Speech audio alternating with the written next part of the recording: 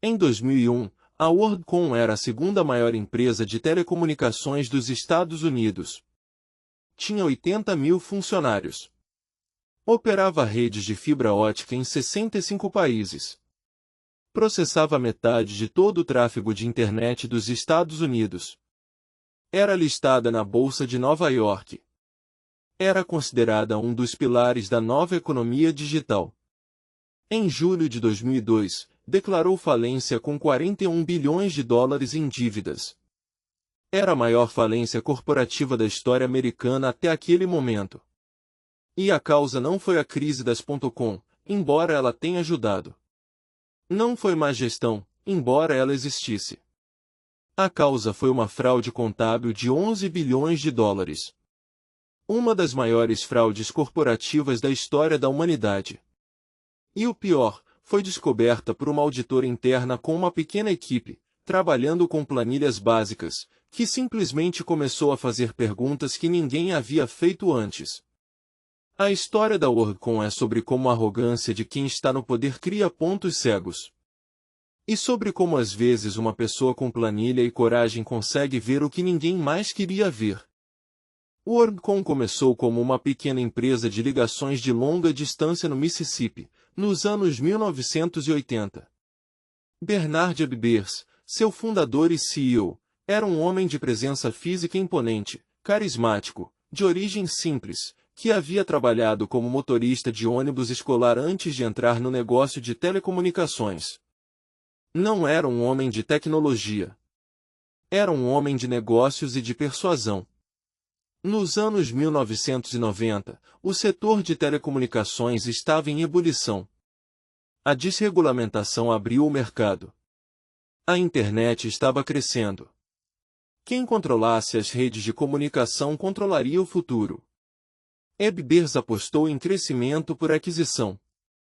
A WorldCom comprou dezenas de empresas ao longo dos anos 1990, criando um conglomerado de telecomunicações de proporções gigantescas.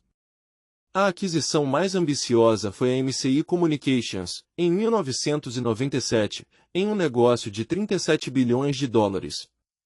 Cada aquisição aumentava o faturamento, os ativos, o tamanho da empresa. E o preço das ações da WorldCom subia. E Ebbers ficava mais rico, e mais ousado, e mais endividado, porque havia tomado empréstimos usando as ações da WorldCom como garantia. Quando as ações da WorldCom caíam, a garantia dos empréstimos de Ebbers diminuía. E quando ela caía demais, o banco exigia que ele pagasse a diferença. Era uma armadilha da qual ele não conseguia sair sem que as ações subissem. A fraude da WorldCom foi tecnicamente simples. E é isso que a torna ainda mais chocante.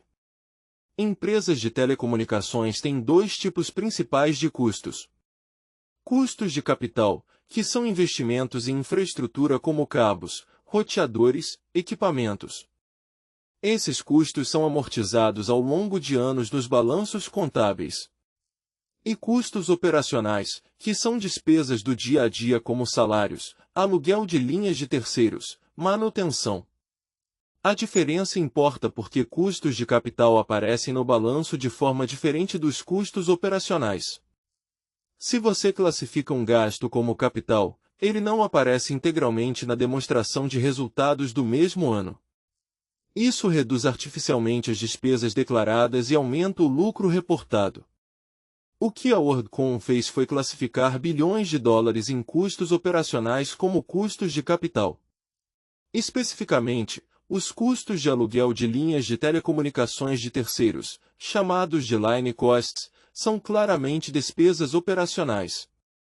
A WorldCom os reclassificou como investimentos de capital. Entre 1999 e 2002, foram 3,8 bilhões de dólares manipulados dessa forma no primeiro momento. Mais tarde, investigações revelaram que a fraude total chegava a 11 bilhões. Era simples. Era explícito. E funcionou por anos porque ninguém dentro da empresa quis fazer as perguntas certas.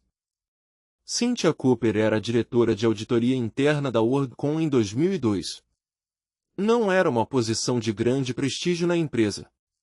A auditoria interna existia, mas era tratada como função de conformidade burocrática, não como um mecanismo de vigilância real.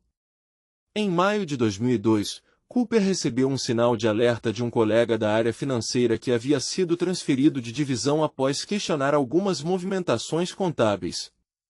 Ela e sua pequena equipe começaram a investigar à noite, depois do expediente, para não alertar a diretoria. Elas puxaram registros contábeis. Cruzaram dados. Fizeram perguntas simples que a contabilidade não conseguia responder de forma satisfatória. Em junho de 2002, elas encontraram os 3,8 bilhões em custos operacionais que haviam sido misteriosamente reclassificados como capital. Cooper foi ao presidente do Comitê de Auditoria do Conselho de Administração da empresa. O comitê convocou Arthur Andersen, a auditoria externa, que havia certificado as demonstrações financeiras da WorldCom. Arthur Andersen disse que havia dado orientação para algumas dessas reclassificações. Naquele momento, ficou claro que a WorldCom tinha um problema existencial. Em 25 de junho de 2002, a empresa revelou ao mercado a fraude. Em 21 de julho de 2002, declarou falência. A falência da WorldCom destruiu 30 bilhões de dólares em valor de mercado e 180 mil empregos ao redor do mundo. Dezenas de milhares de funcionários perderam não apenas os empregos, mas também as economias de aposentadoria que haviam investido em ações da WorldCom. Bernard Bibbers foi preso em 2002 e julgado em 2005. Foi condenado a 25 anos de prisão por fraude, conspiração e apresentação de declarações falsas. Entrou na cadeia em 2006 com 63 anos. Em 2020, foi liberado por razões de saúde, com câncer em estágio avançado. Morreu em fevereiro de 2020. Scott Sullivan, o CFO que havia implementado tecnicamente a fraude, cooperou com as autoridades e recebeu uma pena de 5 anos. Arthur Andersen, a auditoria externa da WorldCom, havia sido destruída antes mesmo disso pelo escândalo Enron. A WorldCom foi a segunda grande empresa em menos de um ano em que Arthur Andersen havia certificado demonstrações financeiras fraudulentas. A Sarbanes-Oxley Act, aprovada pelo Congresso americano em julho de 2002, diretamente em resposta aos escândalos da Enron e da WorldCom, criou novos requisitos de responsabilidade pessoal para CEOs e CFOs pelas demonstrações financeiras de suas empresas. Era o reconhecimento de que a regulação existente havia falhado. A descoberta da fraude pela equipe de Cynthia Cooper se tornou um caso de estudo sobre como fraudes corporativas são descobertas. Não foi um algoritmo sofisticado. Não foi uma investigação governamental. Não foi um detetive externo contratado. Foi uma funcionária interna com sua equipe, trabalhando fora do horário para não ser descoberta, usando planilhas básicas, fazendo perguntas simples: onde esse dinheiro foi? Por que esse custo foi classificado dessa forma? Isso faz sentido? A fraude da WorldCom durou anos não porque era tecnicamente complexa, mas porque ninguém com poder de questionar quis fazê-lo. Os executivos sabiam ou suspeitavam e tinham incentivos para não perguntar. Os auditores externos tinham conflitos de interesse. O conselho de administração estava capturado pela liderança de Bibbers.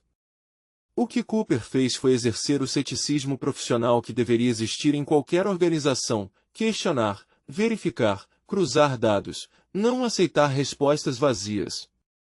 Ela foi nomeada pela revista Time como uma das pessoas do ano em 2002, junto com outras denunciantes de fraudes corporativas.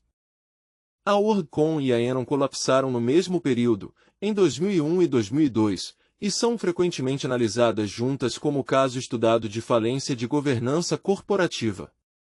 A Enron usou estruturas off-balance sheet complexas criadas por bancos sofisticados. A WorldCom usou uma contabilidade errada simples. Os mecanismos eram diferentes.